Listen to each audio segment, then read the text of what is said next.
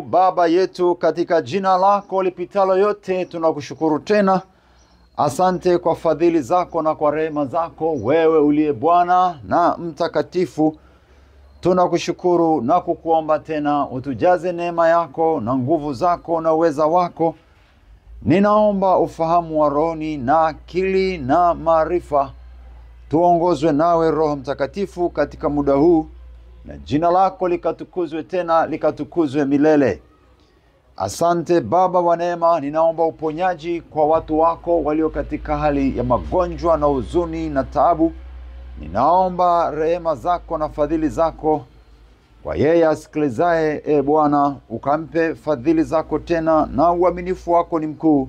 Kwa jina la Mungu Baba, Mwana na Roho Mtakatifu. Amina. Karibu sana mpendwa, na Mungu akubariki kwa uweza wake mkuu katika saa hii tena, na fadhili zake zikawe pamoja nawe. Karibu tuendelee kujifunza neno la Mungu ambalo ni uzima, ni ushindi, ni wokovu, linatenda makuu. Bwana akuwezeshe na kukuongoza.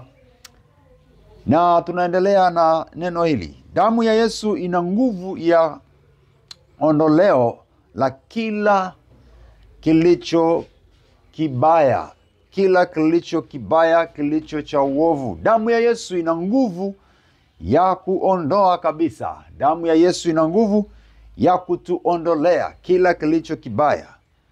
Na hii kuna swali la msingi sana. Kwa nini ni muhimu kuitegemea na kuiamini na kuitumia damu ya Yesu? Kwa nini ni muhimu kuitegemea na kuitumia hii damu ya Yesu? Some neno la Mungu katika Efeso sura ile ya 2 mstari wa 13. Wa Efeso 2:13 anasema, lakini sasa katika Kristo Yesu, ninyi mlio kuwa mbali hapo kwanza, mmekuwa karibu kwa damu yake Kristo. Lakini sasa katika Kristo Yesu, ninyi mlio kuwa mbali hapo kwanza, mmekuwa karibu sasa kwa damu ya Yesu. Mmekuwa karibu sasa kwa hiyo damu ya Yesu yenye nguvu na uweza, ambayo imetuondolea umbali. Ni muhimu na ni lazima na ni vema kuitumia damu ya Yesu ili ituondolee umbali kati ya sisi na Mungu, ili ituondolee uadui kati ya ndugu na ndugu, kati ya kanisa na kanisa, watakatifu, wana wa Mungu, watu wampendao Bwana Yesu Kristo, kati ya taifa na taifa.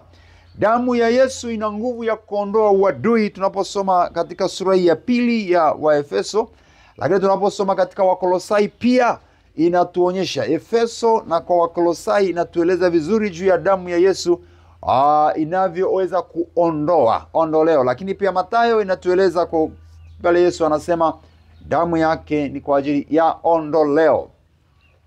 Kwa hiyo tunaendelea kuiona damu ya Yesu ina nguvu sana kuliko damu nyingine yoyote, na ina uweza mkuu wa kuondoa kila kitu ambacho ni kinyume, ni kitu kilicho kibaya, kinaondolewa. Kama umegombana na ndugu, au kama una watu unataka kwenda kupatanisha, lazima uiombe damu ya Yesu ikuwezeshe, ikanene mema, ikakuwezeshe kujaa uwezo wa upatanishi. Kwa sababu ndani ya damu ya Yesu kuna upatanishi. Kuna familia nyingi zina migogoro, zina mafarakano. Tunahitaji damu ya Yesu. Na ni kurudia kukumbusha tena, watu wanapogombana, wanapozozana, magomvi yanapotokea mahali, ni kwa sababu kuna sadaka ilitolewa ili hayo yatokee. Kuna sadaka inayoitwa sadaka ya makafara ya damu za yule mwovu shetani anazozitoa kwa kutumia watu au wanyama na vinginevyo, ili kuleta uharibifu. Na anachokitafuta watu wanapogombana ni kumwaga damu ambayo itamsababisha kazi yake iendelee. Yeye anatafuta kumwaga damu itakayoleta mahusiano mabaya, itakayoleta hasara, itakayoleta uharibifu, itakayoleta vurugu, itakayoleta mapigano, na wala sio damu inayoleta kuwavuta watu karibu na Mungu, ila kuwafarakanisha na Mungu. Damu ya Yesu kazi yake inatuvuta karibu na Mungu. Kwa hiyo anasema ninyi mliokuwa mbali sasa mmekuwa karibu mmekuwa karibu kwa damu yake Kristo. Inatuvuta. Damu ya Yesu ina kivutio cha kuleta karibu na kutunza. Haleluya. Damu ya Yesu ina kivutio. Biashara yako inahitaji damu ya Yesu ili ipate kivutio cha wateja. Wateja wapate kivutio. Sasa watu wengine wanatumia damu za watu, damu za wanyama ili wapate kivutio kwenye maisha yao, kwenye ofisi zao, kwenye uongozi wao, kwenye utawala wao.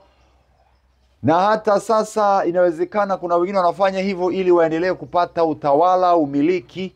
Wanazitumia damu za watu. Unaweza kuona wengine wanaua watu kama kawaida tu, wanaona ni kama mnyama. Ni kwa sababu wanataka kivutio au umiliki. Damu ya Yesu imebeba umiliki. Haleluya. Damu ya Yesu imebeba umiliki. Mstari wa 16 anasema akawapatanisha wote wawili, Mungu na, yani watu wawili kati ya mwanadamu na Mungu wamepatanishwa. Kilichotumika ni damu ya Yesu Kristo. Kwa hiyo niseme tena, damu ya Yesu ina mvuto. Inaweza kuvuta. Inaweza kuvuta kutoka mbali ikaleta karibu. Inaweza kuvuta wateja kwenye biashara yako. Inaweza kuvuta waliotengana na wewe wakaja tena karibu yako, sawa sawa tu na mapenzi ya Mungu, lakini ina nguvu ya kuvuta. Ina nguvu ya kusogeza karibu. Haleluya. Mstari wa 19, Efeso 2:19. Basi tangu sasa ninyi si wageni wala wapitaji, bali ninyi ni wenyeji pamoja na watakatifu, watu wa nyumbani mwake Mungu. Watu wa nyumbani mwake Mungu. Sasa si wapitaji tena wala si wageni tena, bali ninyi ni wenyeji pamoja na watakatifu. Yaani watu waliokuwa wako mbali, hawahesabiwi kuwa wana wala watakatifu. Sasa damu ya Yesu inavuta karibu, ina mvuto, inasogeza karibu, ili tuitwe watu wa nyumbani mwake Mungu. Neno moja nimelitaka kwa Bwana, nikae nyumbani mwa Bwana siku zote za maisha yangu. Hilo ndio jambo la msingi. Damu ya Yesu ina nguvu ya kukuleta, ya kukurudisha, ya kukupa uhusiano mzuri na Mungu Baba mwenye enzi. Haleluya. Kwa hiyo anasema, basi tangu sasa ninyi si wageni wala wapitaji, bali ninyi ni wenyeji pamoja na watakatifu, watu wa nyumbani mwake Mungu. Mstari wa 20 anasema, mmejengwa juu ya msingi, juu ya msingi wa mitume na manabii, naye Kristo Yesu mwenyewe ni jiwe kuu la pembeni. Jana nilisema kwamba hiyo damu ya Yesu pia inatupa mafuta, lakini ndani yake kuna unabii. Tunapata mafuta ya kinabii. Sisi ni wana wa kinabii, wa manabii. Kwa hiyo kuwepo manabii ni sahihi kabisa. Huwezi kusema leo hakuna manabii. Manabii wapo. Waongo ni wengi. Hata wainjilisti wa uongo wapo, wachungaji wa uongo wapo, maaskofu wa uongo wapo wengi tu. Kwa hiyo hata basi manabii wa uongo wapo, lakini pia wainjilisti wa kweli wapo, maaskofu wa kweli wapo, wachungaji wa kweli wengi wapo. Watumishi wa Mungu wa kweli ni wengi waliopo. Waongo pia wapo. Kwa hiyo manabii wapo. Sasa anasema hata unabii unatajwa hapo. Haya yote yanatoka kwenye neno lile la au kwa habari ya damu ya Yesu iliyomwagika msalabani. Haleluya, haleluya, haleluya. Anasema tumejengwa juu ya msingi wa mitume na manabii. Naye Kristo Yesu mwenyewe ni jiwe kuu la pembeni. Ni jiwe kuu la pembeni. Katika yeye jengo lote linaungamanishwa vema na kukua hata liwe hekalu takatifu katika Bwana. Liwe jengo takatifu, hekalu takatifu. Katika yeye ninyi nanyi mnajengwa pamoja kuwa maskani ya Mungu katika Roho. Damu ya Yesu ndiyo inayotuvuta. Sasa ikituvuta tunajengwa. Tukiwa mbali, manake ni kama matofali. Tofali moja liko kule, tofali nyingine liko kule, nondo ziko kule, mbao, mabati viko mbali. Vikiletwa mahali moja au mahali pamoja, ndipo vinaweza sasa kutumika. Matofali yanaunganishwa na nondo na chuma na seme na mabati na vingine jengo linakuwa sawa, linaimarika. Haleluya. Na sisi tu viungo vya Kristo, na bila damu ya Yesu tutatengana. Madhehebu yanaweza yakatengana. Ni kana kwamba sasa hapo hawajui wanachofanya. Tukiona wana wa Mungu wanatengana, manake damu ya Yesu inatakiwa itiwe hapo, itumike, iwaunganishe. Si vema na wala haipasi kuwa mbali wana wa Mungu, watumishi wa Bwana, watakatifu wa Bwana Yesu. Haiwezekani tuwe mbali, tunatakiwa tuwe karibu. Damu ya Yesu inatuweka karibu. Damu ya Yesu inatuvuta karibu. Damu ya Yesu inavuta utajiri karibu. Damu ya Yesu inaweza ikavuta mafanikio yako karibu. Damu ya Yesu inaweza ikavuta watoto walio mbali ikawaleta karibu. Ina nguvu. Ili jengo liungamanishwe, lijengwe katika yeye huyo, nanyi mnajengwa pamoja kuwa maskani ya Mungu katika Roho. Maskani ya Mungu katika Roho ni kwa njia ya damu ya Yesu, kwa sababu kwanza damu ya Yesu inatakasa, inasafisha. Damu ya Yesu inapatanisha. Damu ya Yesu inaokoa. Damu ya Yesu inaponya. Damu ya Yesu ina nguvu. Na Mungu akiona damu ya Yesu, akiona damu yake mwenyewe, kiti cha rehema, tunapata rehema, tunapata na neema ya kutusaidia wakati wa mahitaji, wakati wa sasa, na katika hali zetu zote. Haleluya. Kwa hiyo damu ya Yesu inatupatia kibali mbele za Mungu, inatupatia kibali cha kuweza kuwa karibu na Bwana. Ukienda kwenye Ufunuo wa Yohana, anasema hawa wametoka wapi? Anasema ni wale waliopita katika dhiki kuu, wameosha mavazi yao kwa damu ya mwana kondoo. Unaona? Yaani ili tuwe safi, tuweze kuwa na kustahili kukaa pamoja na Mungu Baba, ni mpaka imetumika damu ya Yesu kuendelea kutusafisha, kutuosha, kututakasa, tupate kibali na nafasi au ruhusa ya kuweza kuketi pamoja na Mungu mtakatifu. Jina la Bwana libarikiwe. Ngoja kidogo nisome kule kwenye Isaya, alafu nitarudi tena kwenye Agano Jipya. Isaya 57, Isaya 57:19. Isaya 57:19. Hebu angalia neno la Bwana. Neno la Mungu nasema, mimi nayaumba matunda ya midomo, amani, amani. Mimi nayaumba matunda ya midomo, amani, amani. Kwake yeye aliye mbali na kwake yeye aliye karibu, asema Bwana, nami nitamponya. Bali wabaya wanafanana na bahari, wanafanana na bahari iliyochafuka, maana haiwezi kutulia, na maji yake hutoa tope na taka. Hapana amani kwa wabaya, asema Mungu wangu. Hapana amani kwa wabaya. Ona alivyoanza, anasema na yaumba matunda ya midomo, amani, amani, amani, amani. Alafu kwake yeye aliye mbali awe amani, aletwe karibu, na hata walio karibu amani, amani, ili uwe ushirika mmoja. Mungu anataka tuwe karibu. Mungu anataka tuwe na amani. Mungu anataka uwe na amani. Hataki mfarakane, wewe na mke wako, wewe na mume wako, wewe na baba yako, wewe na wazazi wako, wewe na mama yako, wewe na watumishi wenzako, wewe na rafiki zako. Kuna watumishi wanatengeneza mazingira ya kutengana, mazingira ya kuweka uadui.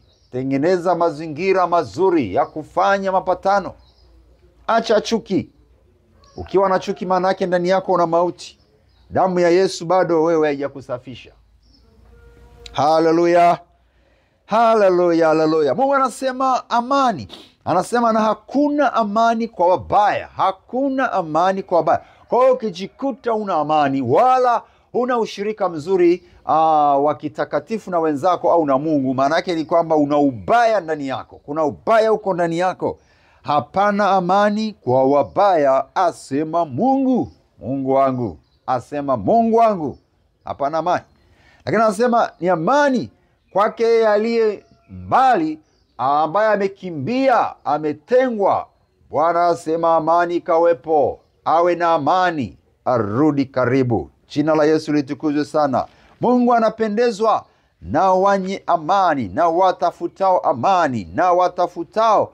Maana usipokuwa na amani huwezi kuwa karibu na yule ambaye una amani naye. Sasa damu ya Yesu inaondoa vurugu, inaondoa chuki, inaondoa mauti.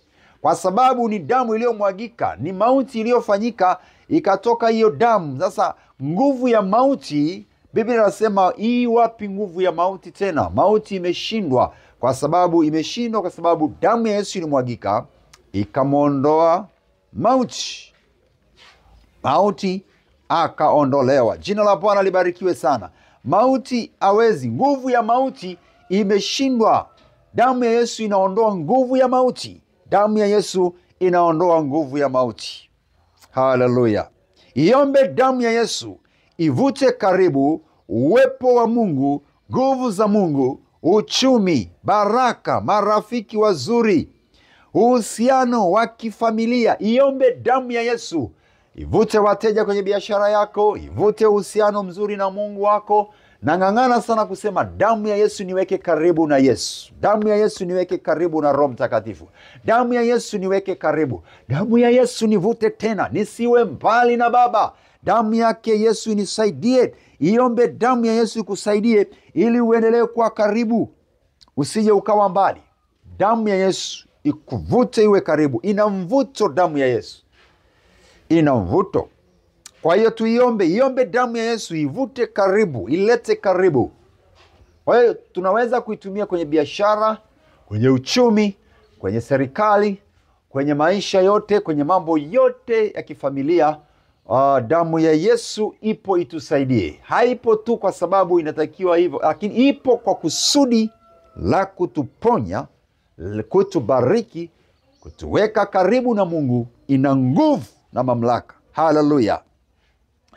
Na niseme tena, kwa nini tunaitumia damu ya Yesu? Na ni muhimu na tunatakiwa kuitumia kwa sababu zipo damu nyingine zinatumika kinyume na Mungu, kinyume na utakatifu, kinyume na damu ya Yesu.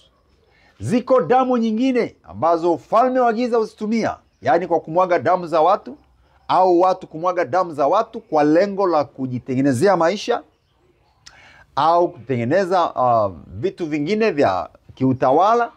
Lakini kwamba pia damu ya Yesu sasa inahusika au inatusaidia kuzishinda damu nyingine. Unajua pia kwenye damu kuna uhai. Kuna uhai. Sasa wanaweza wakamwaga damu kutafuta uhai wa mafanikio yao au ya kufanya kazi zao za giza. Kwa hiyo ni muhimu sisi kuitumia damu ya Yesu ili iweze kupambana, kukabiliana na kuzuia uharibifu, uhalifu wa damu nyingine. Jana nikasema light, kama viongozi wa kisiasa, watawala wa dunia wangeitegemea damu ya Yesu, wangeitumia damu ya Yesu, wangeona uongozi mzuri wenye nguvu za Mungu na wenye utulivu na amani. Sasa Mungu mwenyewe anasema amani, amani kwa aliye mbali. Mungu anataka watu wawe na amani. Na Yesu anasema amani yangu nawapa. Na amani ya Yesu si kama ile ya dunia. Kwa hiyo dunia ising'ang'ane kujitafutia amani nje ya damu ya Yesu, au hiyo familia ile boma.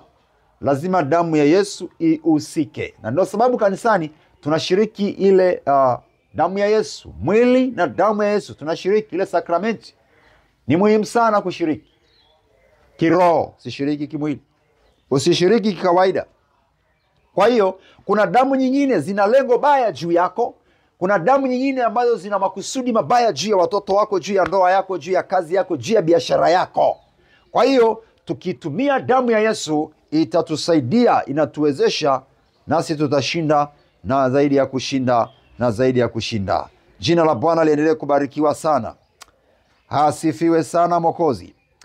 Lakini niende Wakolosai 2:14. Damu ya Yesu inatuondolea mengi. Hebu angalia Wakolosai sura ile ya 2 mstari wa 14. Wakolosai 2:14. Wakolosai 2:14 anasema ambaye katika yeye tuna ukombozi, yaani msamaha wa dhambi. Yaani msamaha wa dhambi. Na samahani hapo, hebu niende 2:14 sasa Wakolosai. Kolosai 2:14 inasema, Wakolosai 2:14 inasema, akiisha kuifuta ile hati iliyoandikwa ya kutushitaki kwa hukumu zake, iliyokuwa na uadui kwetu, akaiondoa isiwepo tena, akaigongomea msalabani. Akiisha kuifuta ile hati iliyoandikwa ndani ya damu ya Yesu ya msalaba, inaondoa hati ya mashitaka mabaya tutakayotakiwa kushitakiwa. Kumbuka Biblia inasema shetani ni mshitaki anayetushitaki. Anataka kupeleka mashtaka kila wakati, kila mahali. Hasa damu ya Yesu inafuta mashitaka.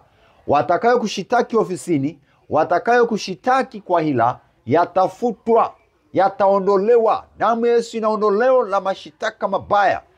Mashitaka anayopeleka shetani kwamba ona leo huyu mtu hakutoa sadaka, ona leo huyu mtu amefanya 1 2 3 kama alivyoshitakiwa Ayubu.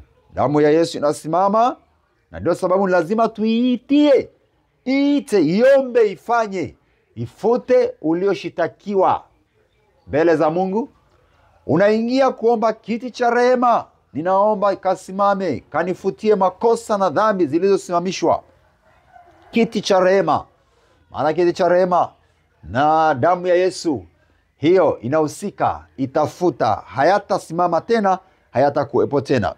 Na kwa hiyo ndani ya damu ya Yesu, kama anasemavyo katika Wakolosai 2:14, akaiondoa, akiisha kuifuta ile hati iliyoandikwa ya kutushitaki kwa hukumu zake. Torati, Agano la Kale. Hapo sasa tunakumbuka Agano la Kale hapo, ambalo ndani yake kuna Torati, ambayo ndani yake ilikuwa na mashitaka. Hapo kulikuwa kuna neema. Sasa tunayo neema. Hapo tunapata neema kwamba damu ya Yesu inatuhesabia haki, inatufanya tuoshwe, tukubaliwe mbele za Mungu bila sheria, bila sheria.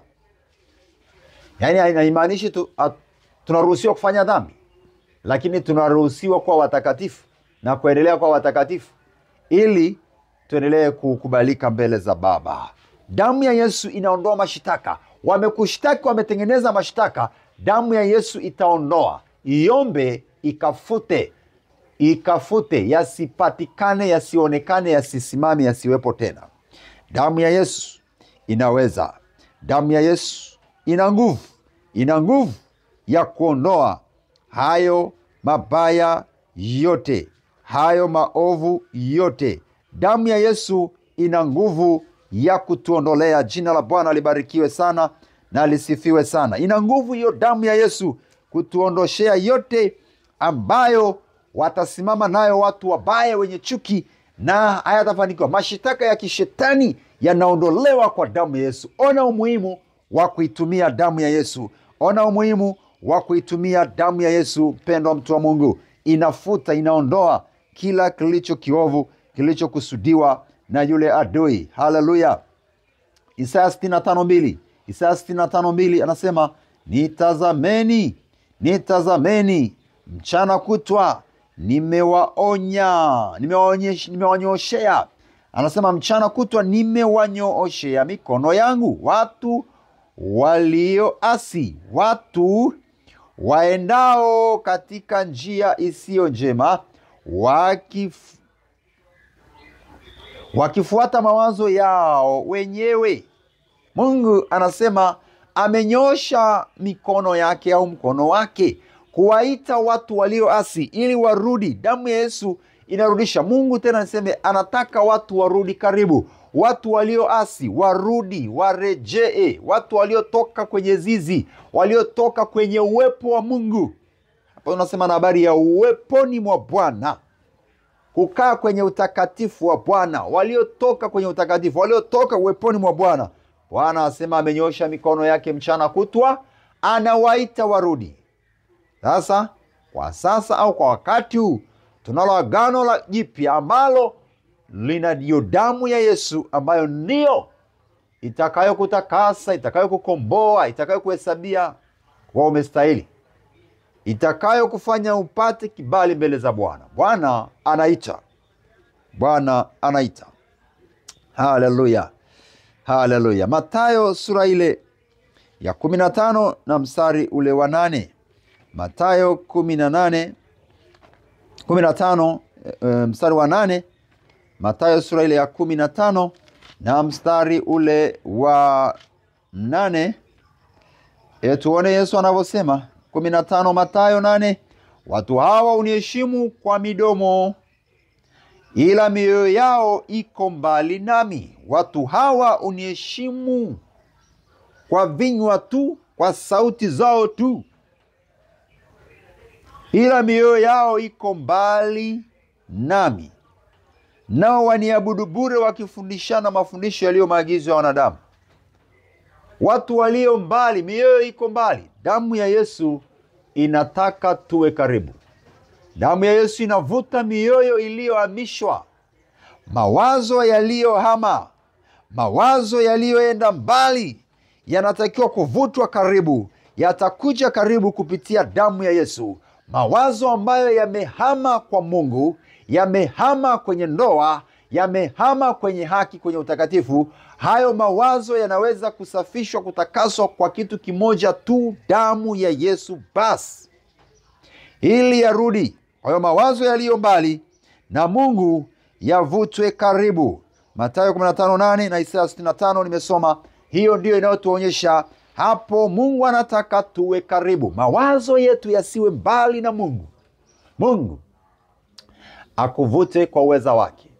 Damu ya Yesu ina mvuto wa kihuduma, mvuto wa kifamilia, mvuto wa kibiashara. Ina nguvu ya kurudisha, inarejeza. Sasa iamini tena na tena, itumie tena na tena, kwa sababu ina nguvu na uwezo. Ninakushukuru Mungu wangu kwa neno lako takatifu, katika Roho Mtakatifu. Amen. Karibu tuingie maombi sasa. Nenda kwa imani kabisa. Naweza ukaweka mkono wako penye shida, penye ugonjwa. Kama ni kwenye moyo wenye uchungu na huzuni na fadhaiko, weka mkono wako, nami ninaiomba damu ya Yesu itapita. Nawe endelea kuita damu ya Yesu, damu ya Yesu, damu ya Yesu. Kuna kitu unasikia kinazunguka, kina shida mwilini mwako, ita damu ya Yesu tu. Iamini. Baba, asante sana kwa neema yako. Asante sana kwa rehema zako. Asante sana kwa fadhili zako. Asante sana kwa uaminifu wako. Bwana Yesu, naiomba damu yako ikawavute walio mbali waje karibu, waliohamishwa, waliotengwa na Mungu, waliofungwa na nguvu za adui, mawazo yaliyohama, watu waliohamia mbali, hawapo karibu tena na wewe Bwana Yesu. Watu waliokuacha Bwana, wewe umesema mchana kutwa umenyoosha mkono wako ili kuwavuta karibu walio mbali. Na damu yako tumeona kwamba Bwana inatuhakikishia kwamba wale waliokuwa mbali wanavutwa karibu kwa damu ya Yesu. Familia, jamaa, ndugu, watumishi, damu yako inamvuta, inaweza kurejeza.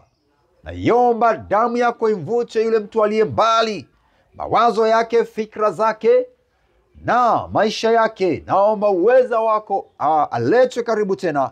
Sasa apate kusikia neno lako, akae nyumbani mwa Bwana siku zote. Nami naikemea ile roho ya kuhamisha, naikemea ile roho ya adui, naziangusha falme, mamlaka zilizosimama kumzuilia. Yesu wa neema na rehema, ninaomba mtu wako huyu akavutwe karibu sasa. Mawazo yake, fahamu zake, njia zake zote za upotevu zikakatiliwe mbali. Naiomba damu Yesu ikawazingire watoto, vijana, wazee, watu waliohama fikra, mawazo, nia zao zirudi tena kwako Bwana Yesu. Naomba sasa gusa moyo huyu wa huyu mtu ambaye umehama.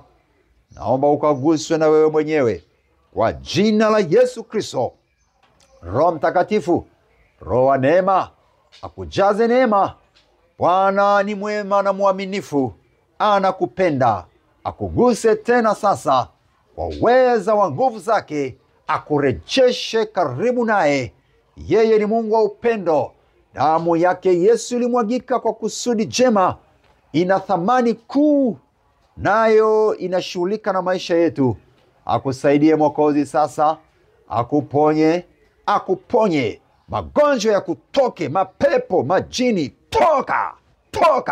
toka kwa damu ya Yesu, achia kwa jina la Yesu na kwa damu ya Yesu, achia makafara mabaya yanayofanyika kwenye boma, na yaharibu na yapiga kwa damu ya Yesu. Yavurugike, yaribike, yasiwe juu yako, yasiweze tena juu yako, bali wewe upate uhuru sasa na kibali kwa Mungu. Kazi zako zipate kibali kwa damu ya Yesu. Kazi yako ikapate mvuto kwa damu ya Yesu. Biashara zetu zikapate mvuto kwa damu ya Yesu, na kazi na maisha yetu yakapate mvuto na kibali. Watoto wako, masomo yako yakapate mvuto na kibali kwa damu ya Yesu. Roho ya hasira na chuki na kukata tamaa na ikemea kwa jina la Yesu, itoke. Mawazo mabaya ya kutoke.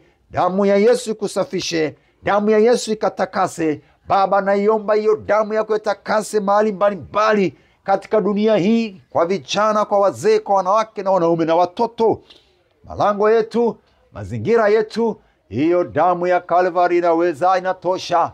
Naiomba sasa ikawatakase, ikawaponye, ikaokoe kwa jina la Yesu. Damu ya Yesu ipite hapo kwenye familia, ipite kwenye malango yako, ikasafishe, ikaokoe na kubariki kwa jina la Yesu Kristo. Nazipoteza njia zote za yule mwovu na mipango mibaya, wewe ukabaki salama. Bwana akuponye, akubariki kwa jina lake. Damu ya Yesu iendelee kukunenea mema, kinyume cha mabaya, kinyume cha mauti yaliyotamkwa sasa. Amen, amen, amen. Mungu akubariki, akufadhili, akupe na neema siku zote za maisha yako. Karibu pia uendelee kutuombea huduma ambayo tunaifanya, huduma ya Nuru Ministry ya kupeleka injili vijiji kwa vijiji, miji na miji pia. Endelea kutuombea ili tuweze kuendelea na huduma hiyo. Lakini pia niombe ushiriki kwa sadaka yako. Shiriki unavyoweza kuweza kushiriki kwa utukufu wa Bwana Yesu. Na nitakupa namba sasa ambayo unaweza kuitumia. Lakini pia kumbuka kusubscribe kwenye YouTube channel hii kama hujafanya hivyo, kwa utukufu wa Bwana Yesu. Kumbuka kushare na kulike pia. Nikupe namba ya simu sasa ya Airtel ni 0787 62 75 91. Nairudia tena, namba hiyo ni 0787 62 75 91. Vodacom ni 0762 282 439. Vodacom ni 0762 282 439. Bwana Mungu akupe neema na kibali. Kwa jina la Mungu Baba na Mwana na Roho Mtakatifu, viko